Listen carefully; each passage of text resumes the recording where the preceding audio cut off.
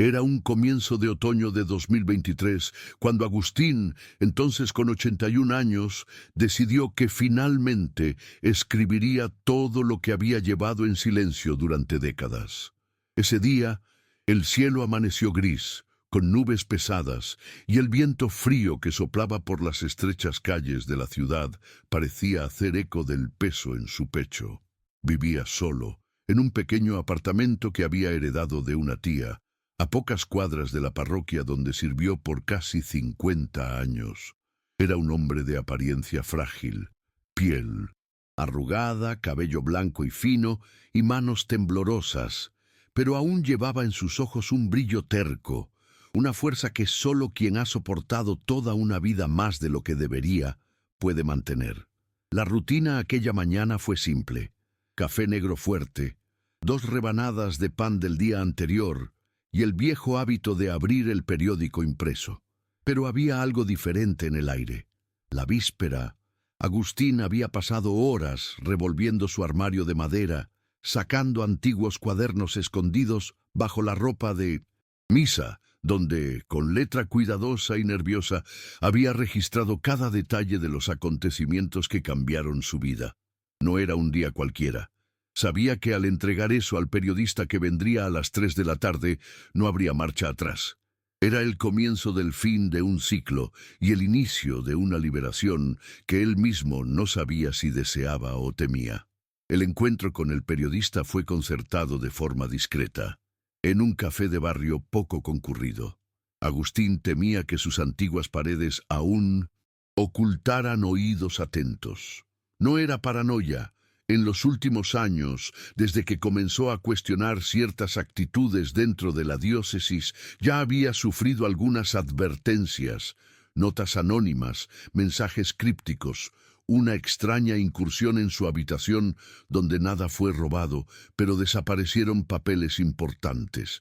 Eso lo puso en alerta constante. Por eso decidió que la conversación sería en un lugar neutral. Llevaba una carpeta de cuero gastada, donde estaban guardados los cuadernos y algunas fotocopias de documentos. Al salir de casa, se detuvo frente al espejo de la sala. Su imagen reflejada le parecía la de un hombre que iba a su propio juicio. Pero, en el fondo, sabía que el verdadero tribunal no estaba en las cortes, sino en su conciencia. Eso era lo que quería limpiar ese día. El camino hasta el café lo hizo a pie, pasos lentos pero firmes, como si cada movimiento estuviera cargado de intención. La ciudad que lo conocía como el padre Agustín parecía indiferente esa mañana. Pasó por algunas señoras que aún le saludaron con un «Buenos días, padre», a lo que él respondió con un leve asentimiento y una sonrisa triste. Mal sabían ellas que, ese mismo día, rompería el silencio de años, exponiendo verdades que podrían sacudir a aquella comunidad devota. Al llegar al café, eligió una mesa al fondo, de espaldas al escaparate, y pidió un café filtrado. Era temprano aún. El periodista, un joven llamado Martín, llegaría pronto. Mientras esperaba, Agustín respiró profundo, y por primera vez en mucho tiempo, sintió el peso de cada elección que lo había llevado hasta allí. Martín llegó puntualmente a las 3 de la tarde. Joven, unos 30 y pocos años, barba de unos días y mirada atenta, de esas que saben escuchar más que hablar. Al ver a Agustín, se presentó con un apretón de manos firme pero respetuoso. Traía consigo una grabadora, un pequeño cuaderno y una mirada que mezclaba curiosidad y respeto. No era la primera vez que recibía denuncias contra miembros de la Iglesia, pero también sabía que un sacerdote de esa edad, con décadas de servicio y reputación intachable, viniendo voluntariamente a contar lo que sabía, eso era raro, muy raro. Se sentaron frente a frente, con la mesa pequeña entre ellos, casi pareciendo un campo de batalla. Agustín, con la carpeta de cuero sobre las rodillas, dudó un instante antes de hablar. El silencio del momento parecía decir más que cualquier palabra. Finalmente, con un suspiro largo, empezó: «Martín, Lo que te voy a contar no es fácil, pero ya no puedo cargar esto solo. Y así, con voz temblorosa pero firme, comenzó a desgranar su historia. Habló de su infancia, de la vocación sentida a un niño, de su ingreso al seminario a los 16 años, del entusiasmo juvenil por servir a Dios.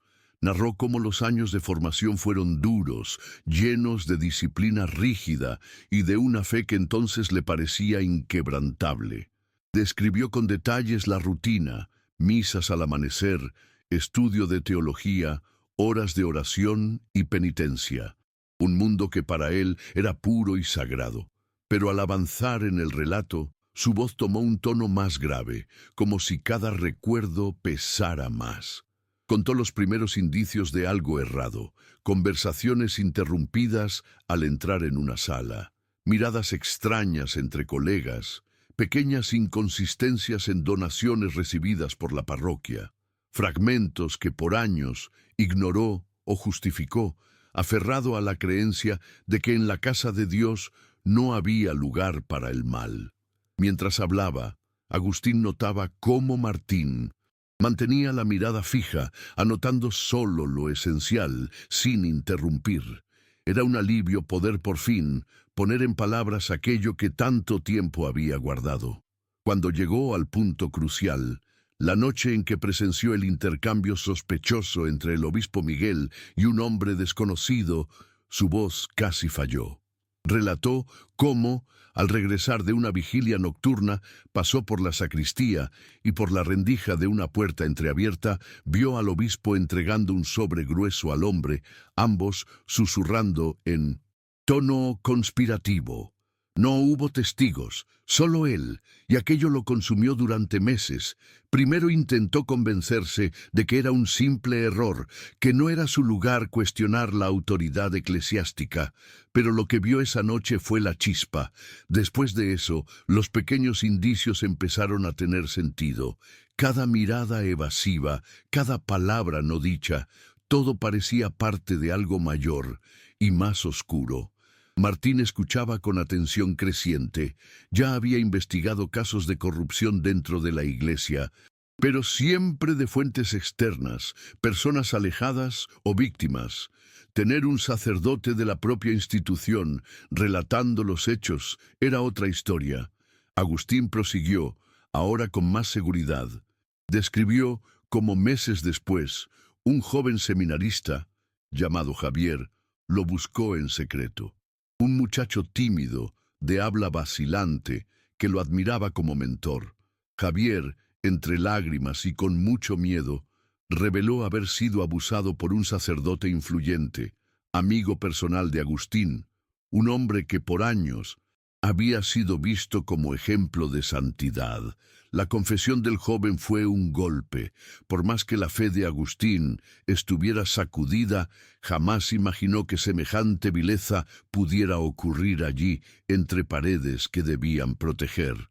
Esa noche, al escuchar el relato de Javier, el mundo de Agustín se derrumbó. Agustín contó que esa madrugada no pudo dormir. Cada palabra de Javier resonaba en su cabeza como una campana que no cesaba. La imagen del joven, destruido por el dolor y la culpa, no lo abandonaba. Pasó horas caminando por el pequeño cuarto, rezando, buscando una respuesta que no llegaba. A la mañana decidió que debía actuar. Primero buscó al obispo Miguel, creyendo aún que la jerarquía eclesiástica actuaría con justicia. Concertó una reunión formal. En el encuentro, al relatar lo que Javier le contó, notó un endurecimiento súbito en el rostro del obispo. No hubo sorpresa, solo un suspiro pesado y una respuesta fría. Padre Agustín, esas cosas pasan. No debemos alimentar escándalos. Nuestro papel es preservar la fe del rebaño. Eso sonó como una sentencia. Agustín intentó insistir, pero el obispo fue claro. Cualquier investigación solo traería ruina para la iglesia y sufrimiento para todos. Mejor olvidar por todos nosotros, concluyó Miguel antes de terminar la conversación. La decepción fue profunda. Agustín, que hasta entonces mantenía una chispa de esperanza en la justicia de la institución, comprendió que allí no encontraría apoyo. Peor aún, en las semanas siguientes, la reacción fue rápida. Los colegas, antes tan cordiales, comenzaron a evitarlo. Las conversaciones cesaban cuando él se acercaba. Miradas desconfiadas lo seguían por los pasillos de la parroquia. Y más, empezaron a llegar notas anónimas con tono amenazador. Una de ellas, dejada en su mesa, decía simplemente: «Detente ahora, no sabes con quién estás tratando». Su celda fue violentada una noche. Desaparecieron documentos. El clima de persecución se volvió insoportable. Pero, aún así, algo dentro de Agustín resistía. No podía simplemente olvidar. Javier merecía justicia, y en el fondo, Agustín necesitaba liberarse de la complicidad del silencio. Fue entonces que buscó a la única persona en quien aún confiaba: Rubén. Rubén fue un colega del seminario de Agustín, hoy alejado del sacerdocio. Años atrás intentó denunciar casos similares de abuso y corrupción en la diócesis, pero fue rápidamente silenciado. Sufrió un proceso interno, fue acusado de inestabilidad y problemas personales, y terminó exiliado a una parroquia lejana. Después de eso, desapareció de los círculos eclesiásticos. Con mucho esfuerzo, Agustín logró localizarlo por medio de un contacto común. Concertaron un encuentro en un parque discreto de la ciudad. Al verse, el abrazo fue contenido pero cargado de significados. Rubén, ahora con barba gris y ojos cansados, no se sorprendió al escuchar el relato. Al contrario, confirmó que los esquemas de silencio y protección seguían activos, que las denuncias internas no servían y que el único camino era buscar ayuda externa. Pero si haces eso, debes estar preparado. No perdonan a quien expone la verdad, advirtió. Esa conversación con Rubén reavivó en Agustín una determinación que creía perdida. Durante semanas trabajó en secreto. Reunió documentos, anotó fechas, buscó relatos de otros seminaristas y sacerdotes alejados. Escribió todo en cuadernos, con detalles meticulosos, y hizo copias que ocultó en distintos lugares, temiendo que desaparecieran. Era un trabajo solitario y peligroso. Cada paso exigía cuidado. El miedo era constante. Despertaba de noche ante el menor ruido, evitaba hablar abiertamente incluso con los pocos amigos que le quedaban, pero al mismo tiempo sentía que no podía parar. Cada nueva información reforzaba la urgencia de romper ese ciclo de abusos y mentiras. Fue en ese contexto que, por indicación de Rubén, contactó a Martín, el joven periodista conocido por investigar casos sensibles. La decisión de entregar todo a la prensa fue la más difícil de su vida. Pero ese otoño, sentado en aquella mesa de café, sabía que ya no había retorno. Mientras continuaba su relato para Martín, Agustín revivía cada uno de esos momentos como si estuvieran ocurriendo allí mismo. Habló de las noches en vela, las dudas que lo corroían, el miedo que se había arraigado en su cuerpo. Dijo cómo llegó a pensar en rendirse, en abandonar todo y desaparecer. Pero siempre volvía a la imagen de Javier, la mirada asustada, la voz temblorosa, la esperanza desesperada de alguien que solo quería ser escuchado y protegido. Eso era más fuerte que cualquier miedo. No podría mirarme a mí mismo si callara, confesó con voz quebrada. Martín, con un leve asentimiento, demostraba comprensión. Sabía que ese tipo de coraje no nace de la noche a la mañana. Era fruto de toda una vida de lucha interna. Agustín entonces entregó la carpeta al periodista. Explicó el contenido: cuadernos con registros minuciosos, documentos que mostraban movimientos financieros sospechosos, cartas de seminaristas denunciando abusos y encubrimientos, incluso copias de comunicados internos que sugerían una red de protección a los acusados. Martín hojeó rápidamente el material, impresionado por la cantidad y calidad de la información. No era un dossier cualquiera, era un trabajo de años, hecho con precisión y cuidado. Padre, esto es serio. Si publicamos, causará un escándalo enorme, comentó. Agustín asintió. Lo sé, pero ya no me importa. La verdad debe salir. Ha llegado la hora. Las palabras salieron firmes, casi como un alivio. Por primera vez en mucho tiempo, sentía que hacía lo que debía hacer. Allí, en ese pequeño café de barrio, un hombre de 81 años, que dedicó su vida a servir, rompía finalmente el silencio que lo oprimía desde hacía décadas. Después de casi 2 horas de conversación, Agustín y Martín se despidieron. Quedó acordado que el periodista analizaría todo el material con su equipo y prepararía una nota cuidadosa, con pruebas bien documentadas. No sería una denuncia ligera. Sería un trabajo serio, ético y respaldado en hechos. Al salir del café, Agustín sintió que el peso en sus hombros aligeraba un poco. El aire frío de la tarde parecía más liviano, como si al hablar hubiera soltado una parte de la angustia que lo ahogaba. Sin embargo, no se engañaba. Sabía que las consecuencias llegarían. La Iglesia no perdona a quien rompe el silencio. Estaba preparado para perder todo: su posición, su prestigio, quizá hasta su seguridad, pero no la paz interior que por primera vez en años comenzaba a sentir. Los días siguientes fueron de espera angustiante. Agustín evitaba salir de casa, se limitaba a caminatas cortas y discretas. El teléfono sonaba raramente. Los pocos colegas que aún lo buscaban parecían inquietos, como si ya supieran que algo estaba a punto de estallar.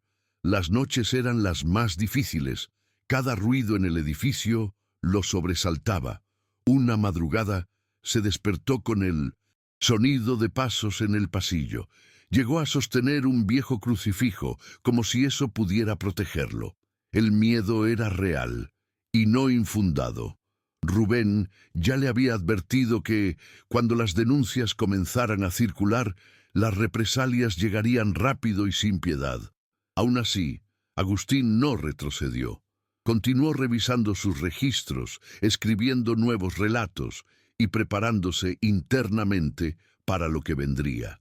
Porque en ese momento había una certeza que se imponía sobre todas las dudas. No sería más cómplice, nunca más. La nota fue publicada un domingo por la mañana. Fue portada de uno de los periódicos más respetados de la región, con un titular fuerte y directo. El título exponía claramente: Red de abusos y silencio en la diócesis local. Denuncias documentadas por expadre. En las primeras líneas aparecía el nombre de Agustín, sin máscaras. Fue una elección consciente. No quiso esconderse tras el anonimato. Sabía que debía asumir sus palabras con rostro y voz. Tan pronto como el Sintosintos periódico llegó a los kioscos, la noticia se difundió como fuego. Televisiones, radios y redes sociales comenzaron a comentar. El nombre de Agustín, otrora reverenciado en misas y procesiones, ahora resonaba en titulares y debates acalorados. La reacción de la Iglesia fue rápida y brutal. Ya en la mañana del lunes recibió una carta oficial de la diócesis informando su separación por motivos disciplinarios. El comunicado, seco e impersonal, ni siquiera agradecía sus años de servicio. Al contrario, insinuaba que Agustín había actuado movido por rencores personales y que sus acusaciones no eran más que distorsiones malintencionadas. Poco después, surgieron comentarios en los pasillos de la parroquia y en las calles. Antiguos amigos evitaban saludarlo. Fieles más devotos comenzaron a criticarlo abiertamente, acusándolo de traicionar la fe y manchar el nombre de la Iglesia. Fue doloroso, pero no inesperado. Agustín sabía que pagaría un alto precio por decir la verdad. Lo que no esperaba era el peso emocional que eso traería. En pocos días vio su vida dar un giro de cabeza. Su casa comenzó a ser vigilada. Autos desconocidos estacionaban al otro lado de la calle. Recibió llamadas anónimas durante la madrugada. Y aún así, En medio del miedo y la soledad, no se arrepintió. Sabía que, pese a todo, estaba del lado correcto. Los días siguientes fueron de tensión creciente.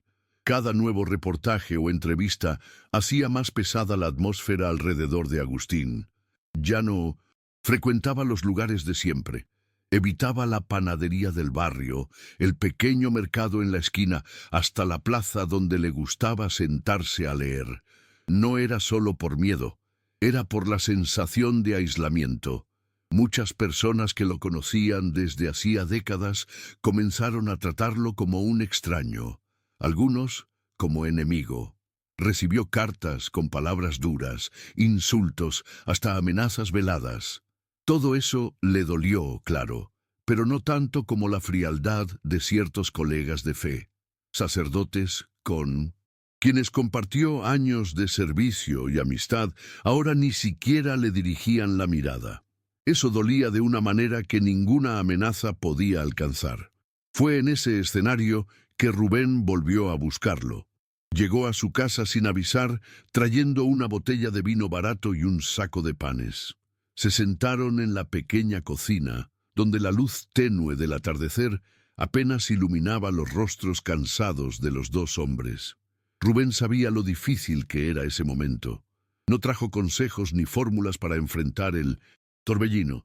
Solo escuchó. Y cuando Agustín finalmente habló, contando cómo se sentía traicionado, agotado, casi al borde de rendirse, Rubén solo puso una mano firme sobre su hombro.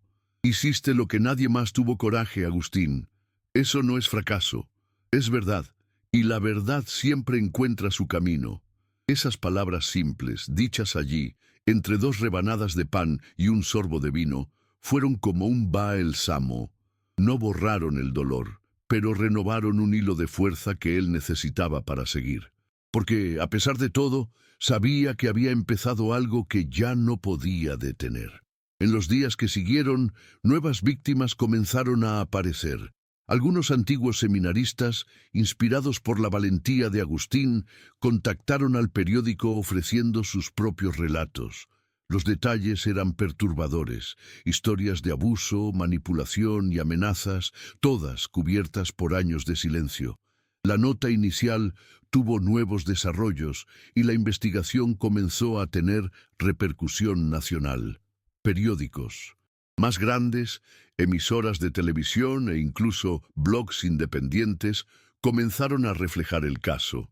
El nombre de Agustín aparecía en todos lados, para bien y para mal. Por un lado, surgieron manifestaciones de apoyo de personas comunes y grupos de defensa de víctimas. Por otro, la ala más conservadora de la Iglesia reaccionó con agresividad, intentando desacreditar las denuncias y atacar la reputación del ex sacerdote. Fue una verdadera tormenta mediática. En medio de todo eso, Agustín se mantuvo recogido. Pasaba la mayor parte del tiempo en su pequeño apartamento leyendo, escribiendo, reflexionando. No se consideraba un héroe. Se sentía antes un hombre común que simplemente hizo lo que su conciencia le mandaba. Pero tampoco era ingenuo. Sabía que la lucha estaba lejos de terminar. En algunas noches aún era tomado por el miedo. Despertaba sobresaltado, recordando las amenazas, las visitas inesperadas, las caras hostiles que encontraba en las calles. Pero, al mismo tiempo, algo nuevo brotaba dentro de él. Un tipo de paz, no esa paz ingenua de quien cree en instituciones infalibles, sino una paz construida en la certeza de haber hecho lo correcto. Y eso, para un hombre de 81 años que dedicó toda su vida a la fe, era algo inmensamente valioso. Después de todo, por primera vez, su fe no estaba en las palabras de otros, sino en su propio corazón y en sus propias acciones. Pasaron las semanas y la repercusión del caso no disminuyó. Al contrario, con las nuevas denuncias, el Ministerio Público decidió abrir una investigación formal. Algunos de los sacerdotes mencionados en los relatos fueron convocados a declarar. La diócesis, presionada por la opinión pública, tuvo que pronunciarse oficialmente. Pero, como era de esperar, el comunicado vino lleno de palabras evasivas, prometiendo investigaciones internas y compromiso con la verdad, sin admitir culpa o responsabilidad. Para Agustín, eso ya no era sorpresa. A esa altura conocía bien los mecanismos de defensa de la institución. Lo que más le sorprendía era el apoyo inesperado que empezó a recibir. Personas que nunca había visto antes dejaban notas en su buzón con palabras de gratitud y respeto. Algunos vecinos, antes distantes, comenzaron a saludarlo calurosamente. No borraba el aislamiento vivido, pero traía algo de alivio. Entre los mensajes que más lo conmovieron, hubo uno que llamó la atención. Una carta escrita a mano por una mujer de mediana edad, que se identificaba solo como Ana. En el texto, contaba que años atrás también sufrió abusos por parte de un miembro del clero, pero nunca tuvo valor para denunciar. Decía que la valentía de Agustín le dio fuerzas para, finalmente, buscar ayuda. La carta terminaba con una frase simple, pero cargada de significado. Usted me ayudó a volver a creer que la fe no es ciega. Al leer esas palabras, lágrimas brotaron en los ojos del viejo sacerdote. No era vanidad ni orgullo, era la constatación de que su gesto, por más pequeño que pareciera ante el gigante que enfrentaba, ya hacía la diferencia en la vida de alguien, y eso bastaba para justificar todo. Con el tiempo surgieron nuevos frentes de apoyo, grupos de derechos humanos, asociaciones de víctimas y hasta algunas entidades laicas comenzaron a movilizarse en torno al caso. Invitaciones a entrevistas, charlas y reuniones comenzaron a llegar. Agustín, sin embargo, rechazaba la mayoría. No quería convertirse en un símbolo, ni ser usado como bandera en disputas políticas. Sentía que ya había hecho su parte al romper el silencio y entregar las pruebas. Su papel ahora era otro, seguir hablando solo cuando realmente pudiera contribuir con la verdad. Fue Rubén quien lo convenció de participar en un encuentro organizado por una asociación de víctimas. No es por ti, es por ellos. Ellos necesitan escuchar a alguien que vivió desde dentro aquello que los destruyó, argumentó. Tras cierta resistencia, Agustín aceptó. El encuentro se realizó en una sala modesta de un centro comunitario. Cerca de 20 personas estaban presentes, entre víctimas y familiares. Cuando Agustín entró, el ambiente se llenó de una tensión silenciosa. Muchos lo conocían de nombre, otros solo por las noticias. Algunos aún lo miraban con desconfianza, quizá por asociarlo al pasado que tanto los hirió. Pero cuando empezó a hablar, sin rodeos, sin adornos, fue como si una barrera invisible se rompiera. Habló de su trayectoria, del choque al descubrir las verdades ocultas, del miedo y la soledad que enfrentó. Dijo que no traía respuestas fáciles, ni pretendía ponerse como héroe, solo alguien que, como ellos, había sido traicionado por una institución en la que creyó. Al final, fue aplaudido de pie, no por títulos que ya no tenía, sino por la honestidad de un hombre que, aunque viejo y desgastado, eligió la verdad en lugar del silencio. En ese momento comprendió que su lucha ya no era solo suya. Se había convertido en parte de algo mayor. Mientras se producía el documental, Agustín recibió otra visita inesperada. Javier, el joven seminarista que fue el punto de inflexión de toda la historia. Desde la publicación de la denuncia habían perdido contacto. Javier, temiendo represalias, dejó la ciudad y se alejó de todo lo relacionado con la iglesia. Ahora, más maduro y un poco más seguro, decidió buscar a Agustín. Cuando se reencontraron, el abrazo fue largo y cargado de emoción. No necesitaron muchas palabras. La mirada de Javier lo decía todo: gratitud, respeto y un profundo reconocimiento por la valentía de ese viejo sacerdote que no lo abandonó. Pasaron horas conversando. Javier contó cómo la exposición del caso le dio fuerzas para buscar ayuda psicológica y recomenzar la vida. No era un camino fácil, Las cicatrices aún dolían, pero ahora había esperanza. Para Agustín, escuchar eso fue uno de los momentos más significativos de toda esa jornada. Después de ese encuentro, Agustín notó que algo había cambiado dentro de sí. El miedo, que lo acompañó tanto tiempo, comenzaba a perder fuerza. No es que el peligro hubiera desaparecido. Sabía que las fuerzas que intentaban silenciarlo seguían atentas, pero ya no se sentía prisionero. Tenía conciencia de que, independientemente de lo que pasara, su decisión estaba tomada, y sobre todo se sentía en paz con su propia conciencia. Seguía llevando una vida sencilla. Pasaba los días leyendo, escribiendo y de vez en cuando aceptando invitaciones a encuentros y charlas. No buscaba reconocimiento ni gloria. Solo quería que su experiencia sirviera para impedir que otros pasaran por lo mismo y, si era posible, ayudar a reconstruir una fe más verdadera, basada no en dogmas ciegos, sino en humanidad y compasión. Porque, en el fondo, eso era lo que siempre creyó que debía ser la fe. Los meses siguientes trajeron nuevos desarrollos. Gracias al documental y a los reportajes profundos, otras diócesis del país comenzaron a ser investigadas. Surgieron casos similares en distintas regiones. La presión de la opinión pública obligó a la Iglesia a anunciar finalmente la creación de comisiones independientes para investigar las denuncias. No era lo ideal. Muchos aún desconfiaban de la autonomía real de esas comisiones, pero era un paso. Para Agustín, ver que su decisión ayudó a abrir brechas en ese muro de silencio ya era una victoria.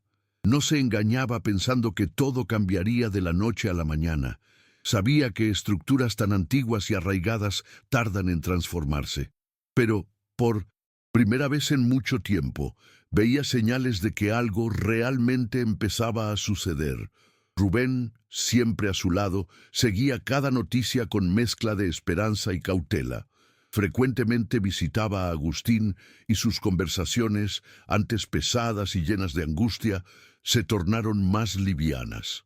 Reían por cosas pequeñas, hablaban de la vida, de los libros que leían, del futuro incierto, pero ahora con una mirada más esperanzada.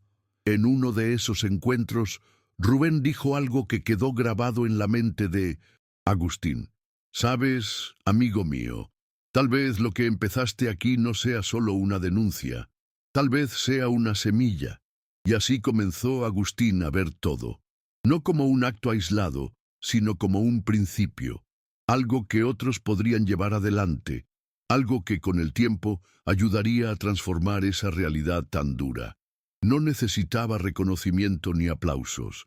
Bastaba con saber que su grito no se perdió en el vacío, que había resonado y que de alguna forma aún seguiría resonando. Con el tiempo, la vida de 1900 Agustín se estabilizó en un nuevo ritmo. Ya no era más sacerdote. Formalmente fue expulsado de la institución, pero tampoco se veía como un simple ex-sacerdote. Era, ahora, un hombre libre de ataduras, que podía finalmente mirar su trayectoria con honestidad. No renegaba los buenos momentos, ni el bien que creyó haber hecho en tantos años de servicio, pero tampoco cerraba los ojos a los errores, propios y ajenos, que permitieron que tantos sufrimientos se ocultaran por tanto tiempo. A sus 81 años no buscaba grandes batallas, pero aceptaba con serenidad el papel que la vida le reservaba en esa etapa, el de alguien que podía y debía hablar. Y eso siguió haciendo, siempre que lo llamaban, siempre que podía ayudar. Curiosamente, en medio de todo eso, su fe personal se renovó. No más la fe institucional, ciega y reverente, que un día lo guió, sino una fe simple, humana, centrada en los valores que siempre lo habían tocado: compasión, verdad, justicia. Comenzó a frecuentar pequeños grupos de reflexión, compuestos por personas que buscaban una espiritualidad más abierta y auténtica. Allí era solo Agustín, no padre, no denunciante, solo un hombre en busca de sentido, como todos los demás. En esas reuniones encontró un tipo de comunión que jamás imaginó posible dentro de las rígidas paredes de la iglesia. Era una fe despojada de jerarquías, basada en el diálogo y la escucha. Y, de cierto modo, eso le trajo una paz que ni en los tiempos del seminario conoció, porque, finalmente, podía ser verdadero. Finalmente, podía vivir la fe con el corazón limpio. Y para alguien que pasó tantos años preso del peso del silencio, eso no era poca cosa. No fueron pocos los momentos en que Agustín se preguntó si habría actuado igual siendo más joven, o si las circunstancias hubieran sido distintas. Era una reflexión sincera. Sabía que el peso de los años le dio cierta libertad. Ya no tenía ambiciones de carrera, ni temía perder posiciones que ya no poseía. Pero, al mismo tiempo, sabía que el coraje no venía solo de la edad. Era fruto de toda una vida de confrontaciones internas, de dudas que se acumularon hasta no poder ignorarlas más. Era, sobre todo, un compromiso con su propia conciencia. Y eso era lo que siempre decía cuando alguien le preguntaba. No se trataba de valentía extraordinaria, sino de una decisión simple, la de no traicionar la propia verdad. Y en el fondo, cualquiera podría tomar esa decisión en cualquier momento de la vida. Con el pasar de 1906, los meses comenzaron a surgir nuevas historias, algunas inspiradas directamente en la denuncia de Agustín, otras que salieron a la luz gracias al clima de estímulo creado. No eran casos aislados, al contrario, mostraban un patrón que atravesaba regiones y décadas. Ver eso era doloroso, pero también necesario. Para Agustín, cada nueva denuncia confirmaba que su elección había valido la pena. Cada persona que encontraba fuerzas para hablar era, en sí, una pequeña victoria. Rubén solía decir, no podemos cambiar el pasado, amigo mío, pero podemos impedir que el futuro repita los mismos errores. Y eso era lo que ahora movía a Agustín. No un deseo de revancha, ni de destruir una institución en la que un día creyó tanto, sino el simple deseo de ayudar a construir un camino diferente, donde la verdad pueda ser dicha y donde la fe no sirva más como escudo para el silencio. Un día, meses después del estallido de las denuncias, Agustín recibió una invitación que lo sorprendió. Un grupo de jóvenes seminaristas quería escucharlo. No era un evento oficial de la iglesia. Al contrario, era un encuentro informal, organizado discretamente por quienes comenzaban a cuestionar lo que veían y vivían. Al principio dudó. No quería ser visto como un agitador o alguien que busca crear cismas, pero al hablar con Rubén y reflexionar unos días, comprendió que allí podía plantar algunas semillas más. Aceptó la invitación. El encuentro tuvo lugar en una casa sencilla, cedida por uno de los seminaristas. Eran poco más de 10 jóvenes, todos con miradas atentas, llenas de dudas y sed de respuestas que no encontraban en los sermones y libros. En ese encuentro, Agustín habló con su habitual franqueza. Contó su historia, sin esconder errores, sin suavizar los dolores. Dijo que la verdadera fe no se construye sobre el miedo ni la negación, que se necesita valor para enfrentar las sombras, tanto personales como institucionales, que nadie debería ser silenciado por intentar buscar la verdad. Los jóvenes escucharon en silencio, absorbiendo cada palabra. Al final, uno de ellos, el más joven del grupo, preguntó, ¿y usted todavía cree? La pregunta quedó en el aire un momento. Y entonces, con una leve sonrisa, Agustín respondió, creo, no en hombres ni en jerarquías, pero creo en la verdad, y creo que la fe solo tiene sentido si está al servicio del bien. Las palabras, simples y directas, tocaron hondo a ese grupo. Esa noche, al volver a casa, Agustín sintió que, aun en medio de tanto dolor y resistencia, aún había esperanza. Porque, en el fondo, todo empieza así, con una pregunta, con una escucha, con la disposición a no callar. Las noticias continuaban circulando. El caso de la diócesis local se volvió referencia en discusiones sobre abuso y encubrimiento dentro de la Iglesia. Universidades, grupos de derechos humanos e incluso conferencias internacionales comenzaron a mencionar el trabajo de denuncia iniciado por Agustín. Para él, todo eso parecía un poco lejano, casi irreal. Seguía viviendo en su pequeño apartamento con una rutina simple. No buscaba los reflectores ni se involucraba en disputas públicas, pero siempre que alguien lo buscaba de forma respetuosa, dispuesto a escuchar y aprender, él abría las puertas. Sabía que la lucha contra el silencio era un camino largo y que muchas veces lo más importante era mantener viva la llama de la verdad, incluso en los pequeños gestos. Una tarde cualquiera, caminando por una calle tranquila del barrio, Agustín fue sorprendido por una escena que nunca olvidó. Una madre joven, con una hija pequeña de la mano, se acercó tímidamente. La mujer, visiblemente emocionada, dijo pocas palabras. «Gracias por todo lo que hizo». La niña, sin entender mucho, sonrió y saludó. Fue un momento breve pero profundamente conmovedor. Más que cualquier reportaje, más que cualquier reconocimiento formal, ese simple agradecimiento le mostró que su gesto, por más solitario y sufrido que fuera, había tocado vidas reales, gente común como esa madre e hija, y eso, al final, daba sentido a todo. Porque para Agustín nunca se trató de derribar la Iglesia ni alimentar escándalos. Se trataba de proteger a los pequeños, a los frágiles, a los que más lo necesitaban. Y en ese instante, con ese gracias simple, tuvo la certeza de que no había caminado en vano.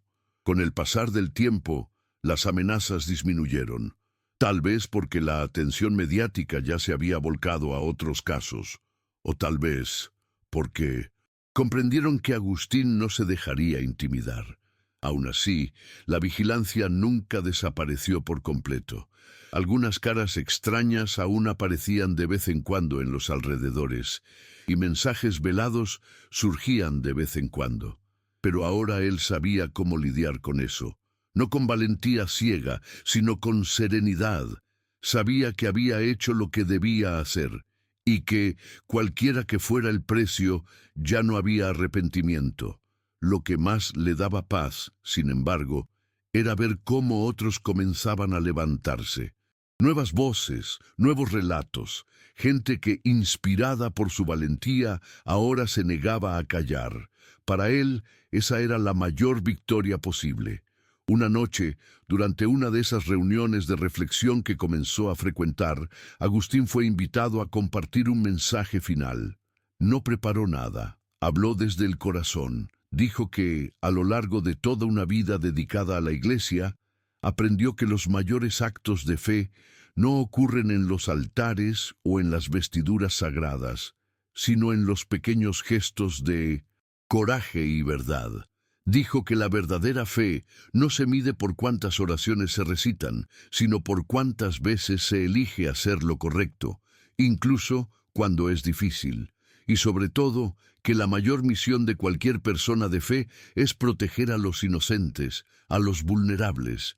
Sus palabras, dichas con simplicidad, tocaron profundamente a todos los presentes. Al salir de esa reunión, muchos vinieron a agradecerle, y en ese momento Agustín sintió una vez más que su camino, a pesar de duro, estaba dejando un legado, no de fama ni gloria, sino de conciencia. Y eso bastaba. Algunos meses después, Agustín fue buscado por un joven cineasta independiente. El joven quería hacer un cortometraje inspirado en su historia, no para romantizar, sino para ayudar a difundir la importancia de romper el silencio. La propuesta era simple: mostrar con realismo cómo el miedo y la culpa aprisionan a las víctimas y a quienes presencian injusticias. Una vez más, Agustín dudó. No se sentía cómodo viendo su vida retratada en película, Pero al hablar con Rubén y reflexionar, entendió que podría ser otra forma de abrir puertas. Aceptó, con la condición de que el foco estuviera siempre en las víctimas y en el mensaje de esperanza. La producción fue modesta, filmada con pocos recursos, pero con mucho respeto. Cuando, meses después, vio el resultado en una pequeña exhibición, se emocionó. No por lo que mostraba de él, sino por lo que podría significar para otros que aún llevaban el peso del silencio. El cortometraje se exhibió en algunos festivales y tuvo cierta repercusión entre grupos de defensa de derechos humanos. Más que eso, sirvió para que la historia de Agustín llegara a nuevas personas, en lugares que jamás imaginó. Recibió cartas de diferentes partes del país e incluso del extranjero, de personas que se sintieron tocadas, inspiradas o simplemente menos solas. Para un hombre que comenzó ese camino sin grandes expectativas, eso era inmenso. No por el reconocimiento personal, sino por el alcance del mensaje, porque al final eso era lo que importaba, que otras voces se levantaran, que otras historias se contaran, y que algún día, tal vez, nadie más tuviera que cargar el peso que él y tantos otros llevaron por tanto tiempo. Eso para Agustín era el verdadero sentido de todo lo vivido. Con el pasar de los años, la salud de Agustín comenzó a decaer, como es natural para alguien de su edad. Las caminatas se hicieron más cortas, las visitas al médico más frecuentes. Pero, a pesar de las limitaciones físicas, su mente seguía lúcida y su voluntad de compartir la experiencia firme. Pasaba horas en casa escribiendo, no solo sobre el caso que sacudió la diócesis, sino también reflexiones sobre fe, justicia y el papel de la conciencia individual. Esos textos, guardados en cuadernos sencillos, no estaban destinados a publicación. Eran, como él decía, una forma de ordenar el alma. Rubén lo visitaba siempre, trayendo noticias de los avances de las investigaciones y de los cambios que lentamente comenzaban a ocurrir en algunas comunidades. Esas conversaciones mantenían a Agustín animado, con la sensación de que, aunque ya no estuviera en la primera línea, seguía formando parte de ese movimiento por un futuro más justo. En una de esas tardes de charla, Rubén comentó sobre un grupo de jóvenes que, inspirados por el ejemplo de Agustín, habían creado una asociación de apoyo a víctimas de abuso clerical. La noticia conmovió profundamente al viejo sacerdote. Saber que su lucha, que empezó de forma tan solitaria y dolorosa, ahora se multiplicaba en acciones concretas, era un bálsamo para su alma. Pidió a Rubén que transmitiera su apoyo y sus bendiciones al grupo, no por vanidad, sino porque sabía lo importante que era para esas personas sentirse respaldadas. Esa noche, al acostarse, Agustín pasó largos minutos mirando el techo de su cuarto. Pensaba en todo lo vivido, en todo lo perdido y principalmente en lo que había ayudado a construir. Y, por primera vez en mucho tiempo, sintió una paz profunda, serena, como quien sabe que, a pesar de todas las cicatrices, su vida valió la pena. Con el tiempo, las invitaciones a entrevistas y eventos disminuyeron. El caso que sacudió la diócesis ya no era noticia principal, y la vida siguió, como siempre sucede. Pero eso no molestaba a Agustín. Nunca buscó notoriedad. Lo que más deseaba era que los cambios continuaran, silenciosos pero firmes. De vez en cuando recibía noticias de que otros sacerdotes habían sido separados, que nuevas denuncias salían a la luz y que en algunas comunidades se comenzaba a hablar abiertamente de temas que antes eran tabú. Para él, esos eran los verdaderos signos de que algo estaba cambiando, no en grandes discursos, sino en las pequeñas aperturas que se creaban aquí y allá. Así imaginaba el futuro, construido poco a poco, con coraje y paciencia. En sus momentos de reflexión, Agustín a menudo recordaba la primera vez que se puso la sotana, joven, lleno de sueños y fe. Recordaba el brillo en los ojos de ese muchacho tan diferente al hombre en que se había convertido. Pero no con tristeza. Al contrario, ahora comprendía que la fe madura no nace de la ingenuidad, sino de la experiencia, que creer de verdad es, muchas veces, cuestionar, enfrentar y, sobre todo, no callar ante el mal. Ese era el legado que quería dejar, no solo para la Iglesia, sino para cualquiera que tuviera fe, en Dios, en la humanidad o en la justicia. Porque al final, la lección más importante que aprendió era simple. La verdad, aunque cueste caro, es el único camino que vale la pena seguir. Y esa verdad era la que ahora lo sostenía, mucho más que cualquier título, reconocimiento o institución. Una mañana, mientras tomaba su café, Agustín recibió la visita de Javier nuevamente, ahora un hombre más seguro, con otra mirada. Traía buenas noticias. Había decidido estudiar psicología para trabajar en el apoyo a víctimas de abuso. Dijo que su vida se estaba reconstruyendo poco a poco y que gran parte de esa fuerza vino del ejemplo de Agustín. Fue una conversación larga y emotiva. Al escuchar eso, el viejo sacerdote sintió un orgullo sereno, como quien ve a un hijo encontrar su camino. Saber que Javier seguía adelante y que su elección ayudaría a otros a no sufrir en silencio, fue uno de los momentos más gratificantes de su vida. Después de que Javier se fue, Agustín quedó sentado un buen rato, mirando por la ventana. Pensaba en cómo cada gesto, cada elección podía resonar mucho más allá de lo que se imagina. En los días siguientes escribió en su cuaderno una de sus reflexiones. Cuando callé, vi crecer el mal. Cuando hablé, perdí casi todo. Pero me encontré a mí mismo. Era una frase simple, pero cargada de todo lo que vivió. Guardó ese cuaderno junto con los demás, sin la intención de que algún día fueran leídos por muchos. No importaba. Escribir era su manera de dar sentido a las cosas. Y, en ese momento de la vida, ya no necesitaba audiencias. Lo que importaba era saber que había elegido el camino correcto, aunque solitario, aunque difícil. Porque, en el fondo, la conciencia tranquila es el bien más precioso que alguien puede llevar. Y eso, sabía, ya nadie se lo podría quitar. Fue con esa paz, discreta pero profunda, que enfrentaba los días, aceptando la vejez con la dignidad de quien, a pesar de todo, permaneció fiel a su propia verdad. Poco tiempo después, en una tarde de invierno, Agustín recibió una carta que lo conmovió de manera especial. Era de Ana, la misma mujer que tiempo atrás le escribió agradeciendo por su valentía. Esta vez contaba que había reunido a otras víctimas y que juntas estaban creando un grupo de apoyo en su ciudad. Su ejemplo nos mostró que ya no necesitamos tener vergüenza ni miedo, decía la carta. Al leer esas palabras, Agustín sintió una emoción difícil de describir. No eran grandes cambios institucionales ni reformas amplias, pero eran vidas reales, siendo transformadas.